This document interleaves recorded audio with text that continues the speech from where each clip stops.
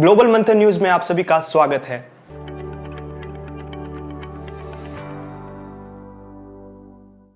मेरे प्यारे देशवासियों, मन की बात में आप सभी का एक बार फिर बहुत बहुत स्वागत है। आज इस चर्चा को शुरू करते हुए मन मस्तिष्क में कितने ही भाव उमड़ रहे हैं। हमारा और आपका मन की बात का ये साथ अपने 99 पायदान पर आ पहुंचा है। आमतौर पर हम सुनते हैं कि 99 का फेर बहुत कठिन होता है। क्रिकेट में तो नर्वस 90 को बहुत मुश्किल पड़ाव माना जाता है। लेकिन जहां भारत के जन जन के मन की बात हो, वहां की प्रेरणा ही कुछ और होती है। मुझे इस बात की भी खुशी है कि मन की बात के 100वें एपिसोड को लेकर देश के लोगों में बहुत उत्साह है। मुझे बहुत सारे संदेश मिल रहे हैं, फोन आ रहे हैं। आज जब हम आजादी का अमृतकाल मना रहे हैं, नए संकल्पों के साथ आगे बढ़ रहे हैं, तो 100वें मन की बात को लेकर आपके सुझावों और विचारों को जानने के लिए मैं भी बहुत उत्सुक हूं। मुझे आपके ऐसे सुझावों का बेसब्री से इंतजार है। वैसे तो इंतजार हमेशा होता है, लेकिन इस बार ज्यादा है। आपके ये सुझाव और विचार ही 30 अप्रैल को होने वाले 100वें मन की बात को और यादगार बनाएंगे। मेरे प्यारे देशवासियों, मन की बात में हमने ऐसे हजारों लोगों की चर्चा की है जो दूसरों की सेवा के लिए अपना जीवन समर्पित कर देते हैं। कई लोग ऐसे होते हैं जो बेटियों की शिक्षा के लिए अपनी पूरी पेंशन लगा देते हैं। कोई अपने पूरे जीवन की कमाई पर्यावरण और जीव सेवा के लिए समर्पित कर देता है। हमारे देश में परमार्थ को इतना ऊपर रखा गया है कि दूसरों के सुख के लिए लोग अपना सर्वस्व दान देने में भी संकोच नहीं करते। इसलिए तो हमें बचपन से शिवी और दधीची जैसे देह दानियों की गाथाएं सुनाई जाती हैं। साथियों, आधुनिक मेडिकल साइंस के इस दौर में ऑर्गन डोनेशन किसी को जीवन देने का एक बहुत बड़ा माध्यम बन चुका है। कहते हैं, जब एक व्यक्ति मृत्यु के बाद अपना शरीर दान करता है, तो उससे 8 से 9 लोगों को एक नया जीवन मिलने की संभावना बनती है। संतोष की बात है कि आज देश में ऑर्गन डोनेशन के प्रति जागरूकता भी बढ़ रही है। साल 2013 में हमारे देश में ऑर्गन डोनेशन के 5,000 से भी कम केसेस थे। लेकिन 2022 में ये संख्या बढ़कर 15,000 से ज्यादा हो गई है। ऑर्गन डोनेशन करने वाले व्यक्तियों ने, उनके परिवार ने वाकई बहुत पुण्य का काम किया है। साथियों, मेरा बहुत समय से मन था कि मैं ऐसा पुण्य कार्य करने वाले लोगों के मन की बात जानूं और इसे देशवासियों के साथ भी शेयर करूं। इसलिए आज मन की बात में हमारे साथ एक प्यारी सी बिटिया, एक सुंदर गुड़िया के पिता और उनकी माताजी हमारे साथ जुड़ने जा रहे हैं। पिताजी का नाम है सुखबीर सिंह संधू जी और माताजी का नाम है सुप्रीत कौर जी। ये परिवार पंजाब के अमृतसर में रहते हैं। बहुत मन्नतों के बाद उन्हें एक बहुत सुंदर गुड़िया, बिटिया हुई थी। घर के लोगों ने बहुत प्यार से उसका नाम रखा था अबाबत कौर। अबाबत का अर्थ दूसरे की सेवा से जुड़ा है, दूसरों का कष्ट दूर करने से जुड़ा है। अबाबत जब सिर्फ 39 दिन की थी, तभी वो ये दुनिया छोड़कर चली गई। लेकिन सुखबीर सिंह सिंधु जी और उनकी पत्नी सुप्रीत कौर जी ने, उनके परिवार ने बहुत ही प्रेरणादायी फैसला लिया। ये फैसला था 39 दिन की उम्र वाली बेटी के अंगदान का, ऑर्गन डोनेशन का। हमारे साथ इस समय फोन लाइन पर सुखबीर सिंह और उनकी श्रीमती जी मौजूद है। आइए उनसे बात करते हैं। सुखबीर जी नमस्ते। नमस्ते माननीय प्रधानमंत्री जी, सत श्री अकाल। सत श्री अकाल जी, सत श्री अकाल जी। सुखबीर जी, मैं आज मन की बात के संबंध में सोच रहा था तो मुझे लगा कि अबाबत की बात इतनी प्रेरक है, वो आप ही के मुंह से सुनूं, क्योंकि घर में बेटी का जन्म जब होता है तो अनेक सपने, अनेक खुशियां लेकर आता है।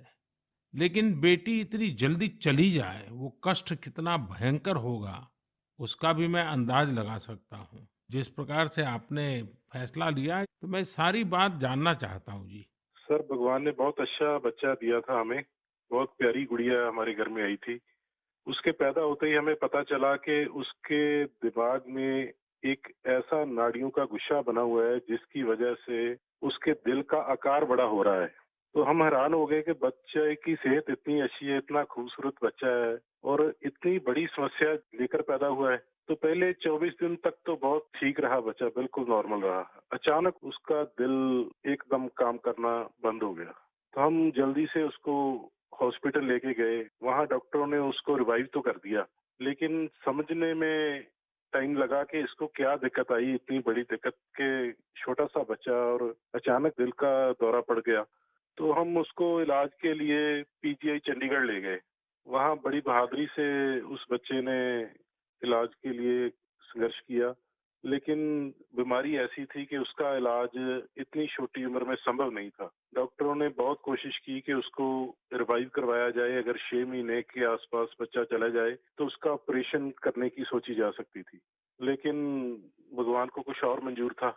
उन्होंने केवल 39 डेज की जब हुई तो डॉक्टर्स ने कहा कि इसको दोबारा दिल का दौरा पड़ा है, अब उम्मीद बहुत कम रह गई है।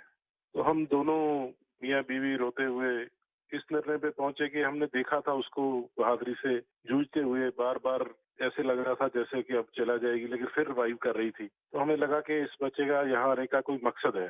तो उन्होंने जब बिल्कुल ही जवाब दे दिया तो हम दोनों ने डिसाइड किया कि क्यों ना हम इस बच्चे के ऑर्गन डोनेट कर दें, शायद किसी और की जिंदगी में उजाला आ जाए।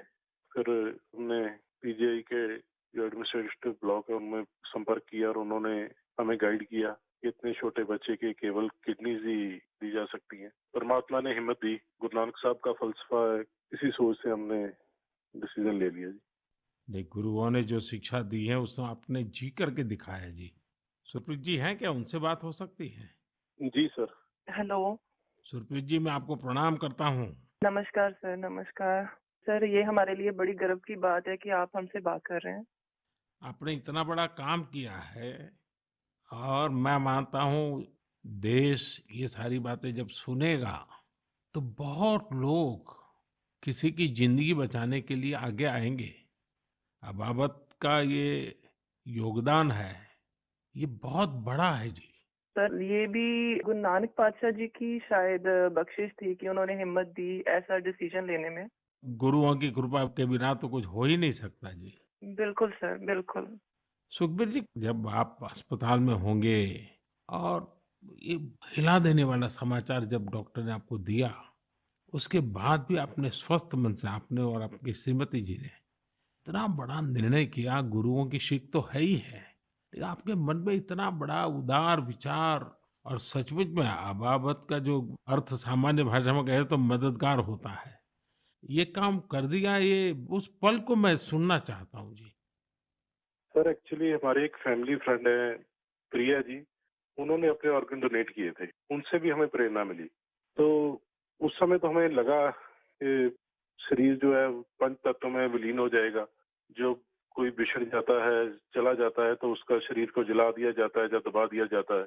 लेकिन अगर उसके ऑर्गन किसी के काम आ जाए तो ये भले का ही काम है। और उस समय हमें और गर्व महसूस हुआ जब डॉक्टर्स ने ये बताया हमें कि आपकी बेटी इंडिया की यंगेस्ट डोनर बनी है जिसके ऑर्गन सक्सेसफुली ट्रांसप्लांट हुए। तो हमारा सर गर्व से ऊंचा हो गया कि जो नाम हम अपने पेरेंट्स का इस उम्र तक नहीं कर पाए। एक छोटा सा बच्चा आके इतने दिनों में हमारा नाम ऊंचा कर गया, और इससे और बड़ी बात है कि आज आपसे बात हो रही है इस विषय पे। हम प्राउड फील कर रहे हैं। सुखबीर जी, आज आपकी बेटी का सिर्फ एक अंग जीवित है ऐसा नहीं है। आपकी बेटी मानवता की अमर गाथा की अमर यात्री बन गई है। अपने शरीर के अंश के जरिए वो आज भी उपस्थित है। इस नेक कार्य के लिए मैं आपकी, आपकी श्रीमती जी की, आपके परिवार की सराहना करता हूँ। Thank you sir. साथियों, ऑर्गन डोनेशन के लिए सबसे बड़ा जज्बा यही होता है कि जाते जाते भी किसी का भला हो जाए, किसी का जीवन बच जाए। जो लोग ऑर्गन डोनेशन का इंतजार करते हैं, वो जानते हैं कि इंतजार का एक एक पल गुजरना कितना मुश्किल होता है।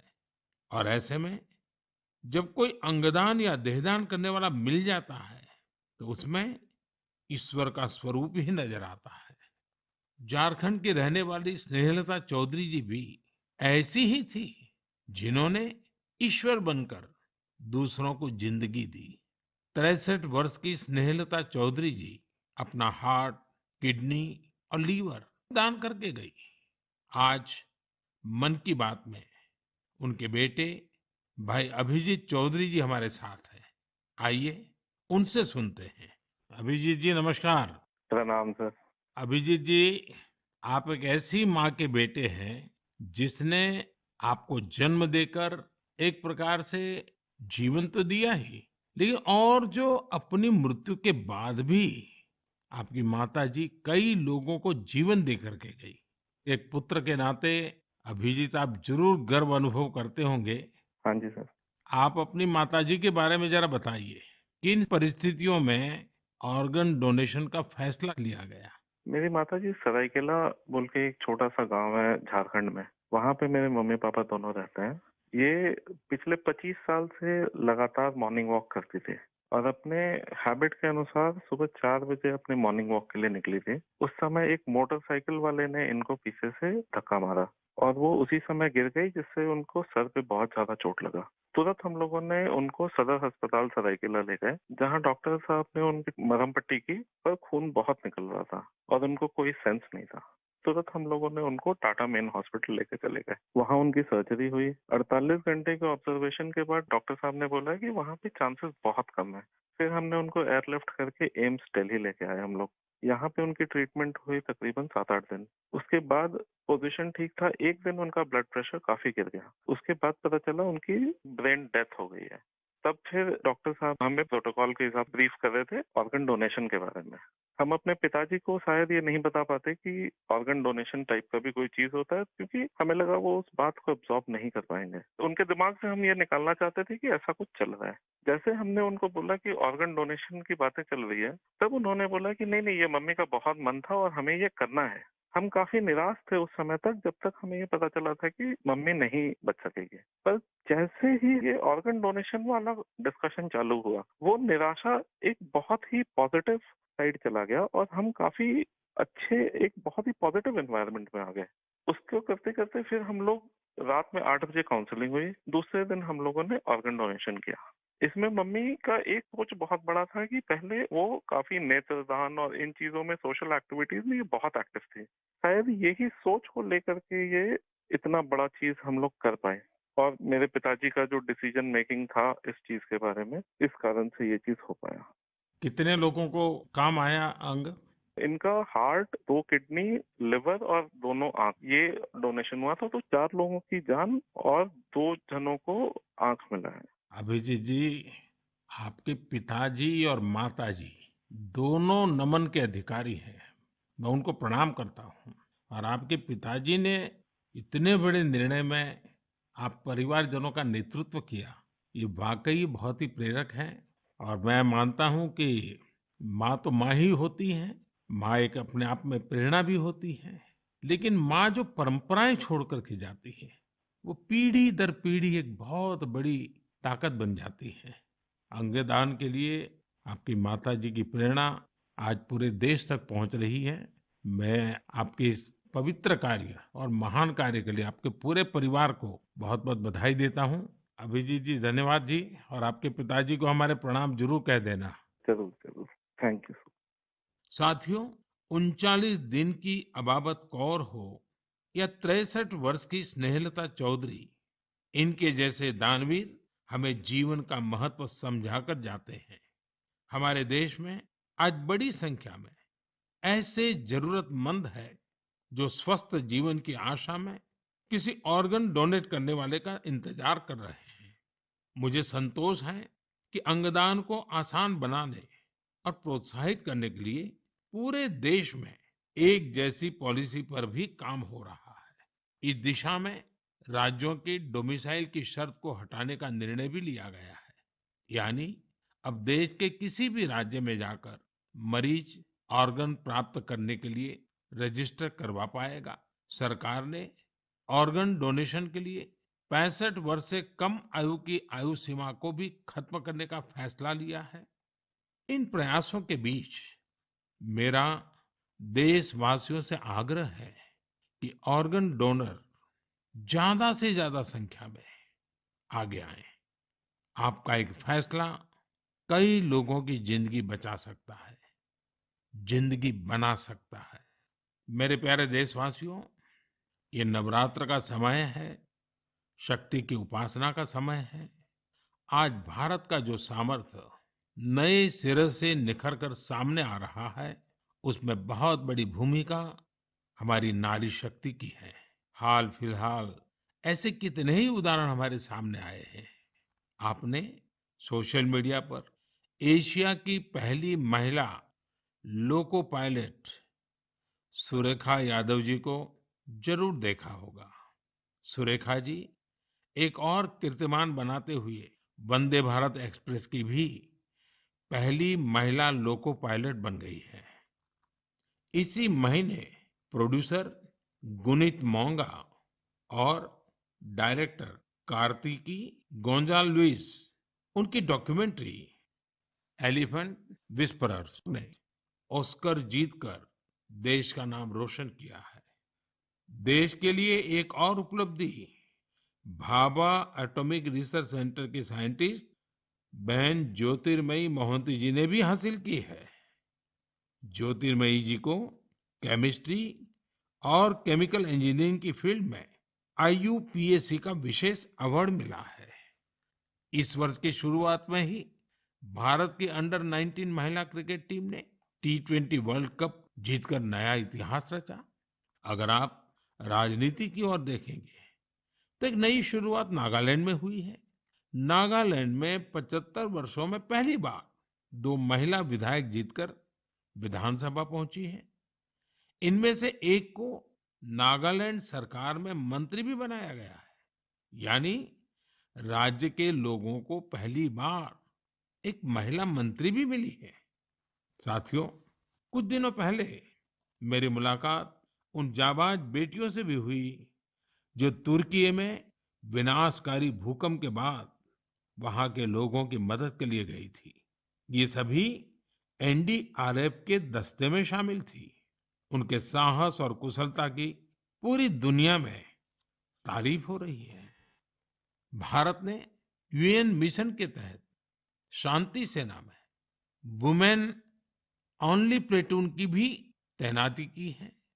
आज देश की बेटियां हमारी तीनों सेनाओं में अपने शौर्य का झंडा बुलंद कर रही है। Group captain Shaliza Dhami combat unit में कमांड अपॉइंटमेंट पाने वाली पहली महिला वायुसेना अधिकारी बनी है। उनके पास करीब 3000 घंटे का फ्लाइंग एक्सपीरियंस है। इसी तरह भारतीय सेना की जांबाज कैप्टन शिवा चौहान सियाचिन में तैनात होने वाली पहली महिला अधिकारी बनी है। सियाचिन में जहां पारा -60 डिग्री तक चला जाता है, वहां शिवा 3 महीनों के लिए तैनात रहेगी। साथियों, यह लिस्ट इतनी लंबी है कि यहाँ सबकी चर्चा करना भी मुश्किल है। ऐसी सभी महिलाएं, हमारी बेटियां आज भारत और भारत के सपनों को ऊर्जा दे रही है। नारी शक्ति की ये ऊर्जा ही विकसित भारत की प्राणवायु है। मेरे प्यारे देशवासियों, इन दिनों पूरे विश्व में स्वच्छ ऊर्जा, रिन्यूएबल एनर्जी की खूब बात हो रही है। मैं जब विश्व के लोगों से मिलता हूं तो वो इस क्षेत्र में भारत की अभूतपूर्व सफलता की जरूर चर्चा करते हैं। खासकर भारत सोलर एनर्जी के क्षेत्र में जिस तेजी से आगे बढ़ रहा है, वो अपने आप में एक बहुत बड़ी उपलब्धि है। भारत के लोग तो सदियों से सूर्य से विशेष रूप से नाता रखते हैं।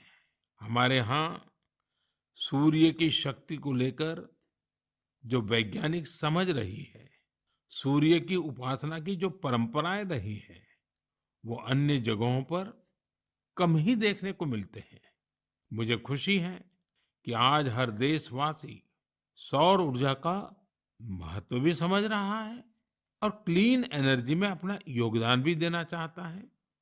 सबका प्रयास की यही स्पिरिट आज भारत के सोलर मिशन को आगे बढ़ा रही है। महाराष्ट्र के पुणे में ऐसे ही एक बेहतरीन प्रयास ने मेरा ध्यान अपनी ओर खींचा है। यहाँ एमएसआर ऑलिव हाउसिंग सोसाइटी के लोगों ने तय किया कि वे सोसाइटी में पीने के पानी, लिफ्ट और लाइट जैसी सामूहिक उपयोग की चीजें अब सोलार एनर्जी से ही चलाएंगे। इसके बाद इस सोसाइटी में सबने मिलकर सोलर पैनल लगवाए। आज इन सोलर पैनल से हर साल करीब 90,000 किलोवाट आवर बिजली पैदा हो रही है। इससे हर महीने लगभग 40,000 रुपए की बचत हो रही है।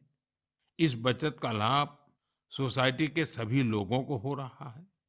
साथियों, पुणे की तरह ही दमन दीव में जो दीव है, जो एक अलग जिला है, वहां के लोगों ने भी एक अद्भुत काम करके दिखाया है। आप जानते ही होंगे कि दीव सोमनाथ के पास है। दीव भारत का पहला ऐसा जिला बना है जो दिन के समय सभी जरूरतों के लिए 100% क्लीन एनर्जी का इस्तेमाल कर रहा है। दीव की इस सफलता का मंत्र भी सबका प्रयास ही है। कभी यहाँ बिजली उत्पादन के लिए संसाधनों की चुनौती थी। लोगों ने इस चुनौती के समाधान के लिए सोलर एनर्जी को चुना। यहाँ बंजर जमीन और कई बिल्डिंग्स पर सोलर पैनल्स लगाए गए। इन पैनल से दीव में दिन के समय जितनी बिजली जरूरत होती है, उससे ज्यादा बिजली पैदा हो रही है। इस सोलर प्रोजेक्ट से बिजली खरीद पर खर्च होने वाले करीब 52 करोड़ रुपए भी बचे हैं। इससे पर्यावरण की भी बड़ी रक्षा हुई है। साथियों, पुणे और दीव, उन्होंने जो कर दिखाया है, ऐसे प्रयास देश भर में कई और जगहों पर भी हो रहे हैं। इनसे पता चलता है कि पर्यावरण और प्रकृति को लेकर हम भारतीय कितने संवेदनशील हैं और हमारा देश किस तरह भविष्य की ये पीढ़ी के लिए बहुत जागृत है। मैं इस तरह के सभी प्रयासों की हृदय से सराहना करता हूं। मेरे प्यारे देशवासियों, हमारे देश में समय के साथ स्थिति परिस्थितियों के अनुसार अनेक परंपराएं विकसित होती है। यही परंपराएं हमारी संस्कृति का सामर्थ्य बढ़ाती हैं और उसे नित्य नूतन प्राण शक्ति भी देती है। कुछ महीने पहले ऐसी ही एक परंपरा शुरू हुई काशी में। काशी तमिल संगमम के दौरान काशी और तमिल क्षेत्र के बीच सदियों से चले आ रहे ऐतिहासिक और सांस्कृतिक संबंधों को सेलिब्रेट किया गया। एक भारत श्रेष्ठ भारत की भावना हमारे देश को मजबूती देती है। हम जब एक दूसरे के बारे में जानते हैं, सीखते हैं, तो एकता की ये भावना और प्रगाढ़ होती है। यूनिटी की इसी स्पिरिट के साथ अगले महीने गुजरात के विभिन्न हिस्सों में सौराष्ट्र तमिल संगमम होने जा रहा है। सौराष्ट्र तमिल संगमम 17 से 30 अप्रैल तक चलेगा। मन की बात के कुछ श्रोता जरूर सोच रहे होंगे कि गुजरात के सौराष्ट्र का तमिलनाडु से क्या संबंध है। दरअसल सदियों पहले सौराष्ट्र के अनेकों लोग तमिलनाडु के अलग अलग हिस्सों में बस गए थे। ये लोग आज भी सौराष्ट्री तमिल के नाम से जाने जाते हैं। उनके खान पान, रहन सहन, सामाजिक संस्कारों में आज भी कुछ कुछ सौराष्ट्र की झलक मिल जाती है। मुझे इस आयोजन को लेकर तमिलनाडु से बहुत से लोगों ने सराहना भरे पत्र लिखे हैं। मदुरई में रहने वाले जयचंद्रन जी ने एक बड़ी ही भावुक बात लिखी है। उन्होंने कहा है कि 1000 साल के बाद पहली बार किसी ने सौराष्ट्र तमिल के इन रिश्तों के बारे में सोचा है। सौराष्ट्र से तमिलनाडु आकर के बसे हुए लोगों को पूछा है। जयचंद्रन जी की बातें हजारों तमिल भाई बहनों की अभिव्यक्ति है। साथियों, मन की बात के श्रोताओं को मैं असम से जुड़ी हुई एक खबर के बारे में बताना चाहता हूँ। ये भी एक भारत श्रेष्ठ भारत की भावना को मजबूत करती है। आप सभी जानते हैं कि हम वीर लासित बोरफुकन जी की 400वीं जयंती मना रहे हैं। वीर लासित बोरफुकन ने अत्याचारी मुगल सल्तनत के हाथों से गुवाहाटी को आजाद करवाया था। आज देश इस महान योद्धा के अदम्य साहस से परिचित हो रहा है। कुछ दिन पहले लासित बोरफुकन के जीवन पर आधारित निबंध लेखन का एक अभियान चलाया गया था। आपको यह जानकर आश्चर्य होगा कि इसके लिए करीब 45 लाख लोगों ने निबंध भेजे। आपको ये जानकर भी खुशी होगी कि अब यह एक गिनीज रिकॉर्ड बन चुका है। और सबसे बड़ी बात है, और जो ज्यादा प्रसन्नता की बात यह है कि वीर लासित बोरफुकन पर ये जो निबंध लिखे गए हैं, उसमें करीब करीब 23 अलग अलग भाषाओं में लिखा गया है और लोगों ने भेजा है। इनमें असमिया भाषा के अलावा हिंदी, अंग्रेजी, बांग्ला, बोडो, नेपाली, संस्कृत, संथाली जैसी भाषाओं में लोगों ने निबंध भेजे हैं। मैं इस प्रयास का हिस्सा बने सभी लोगों की हृदय से प्रशंसा करता हूँ।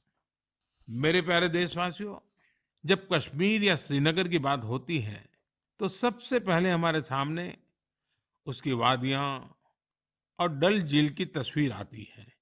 हम में से हर कोई डल झील के नजारों का लुत्फ उठाना चाहता है, लेकिन डल झील में एक और बात खास है।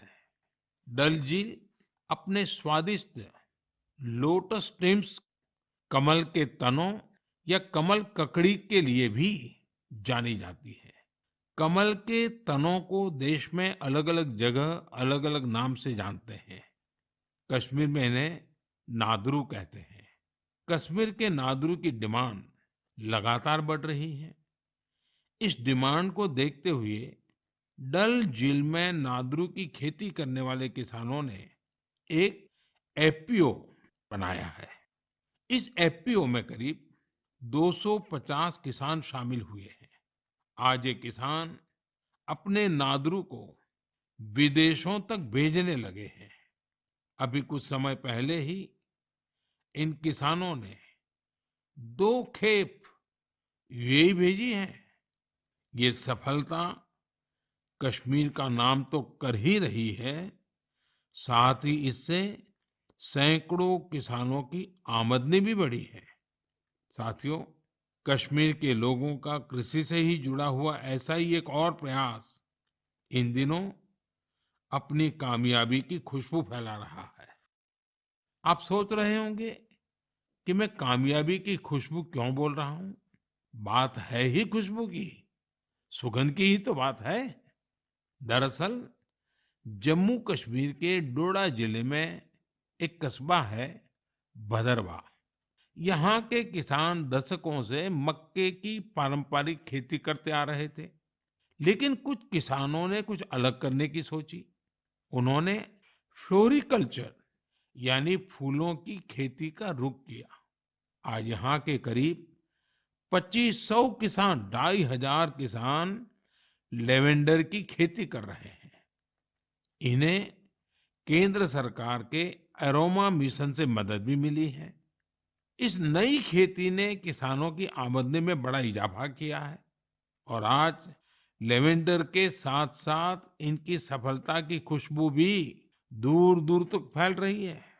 साथियों, जब कश्मीर की बात हो, कमल की बात हो, फूल की बात हो, सुगंध की बात हो, तो कमल के फूल पर विराजमान रहने वाली माँ शारदा का स्मरण आना बहुत स्वाभाविक है।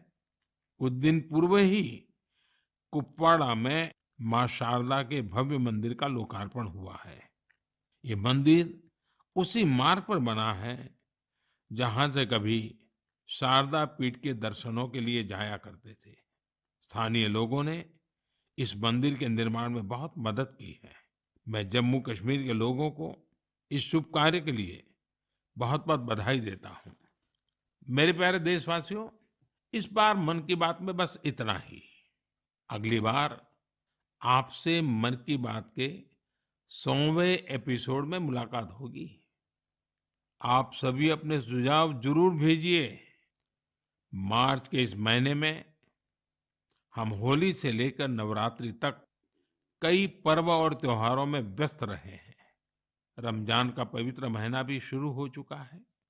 अगले कुछ दिनों में श्री राम नवमी का महापर्व भी आने वाला है। इसके बाद महावीर जयंती, गुड फ्राइडे और ईस्टर भी आएंगे। अप्रैल के महीने में हम भारत के 2 महान विभूतियों की जयंती भी मनाते हैं। ये 2 महापुरुष हैं महात्मा ज्योतिबा फुले और बाबा साहब आम्बेडकर। इन दोनों ही महापुरुषों ने समाज में भेदभाव मिटाने के लिए अभूतपूर्व योगदान दिया। आज आजादी के अमृतकाल में हमें ऐसी महान विभूतियों से सीखने और निरंतर प्रेरणा लेने की जरूरत है। हमें अपने कर्तव्यों को सबसे आगे रखना है। साथियों, इस समय कुछ जगहों पर कोरोना भी बढ़ रहा है, इसलिए आप सभी को एहतियात बरतनी है, स्वच्छता का भी ध्यान रखना है। अगले महीने मन की बात के 100वें एपिसोड में हम लोग फिर मिलेंगे। तब तक के लिए मुझे विदा दीजिए। धन्यवाद। नमस्कार। अगर आपको वीडियो पसंद आई हो तो लाइक, शेयर और सब्सक्राइब करें। धन्यवाद।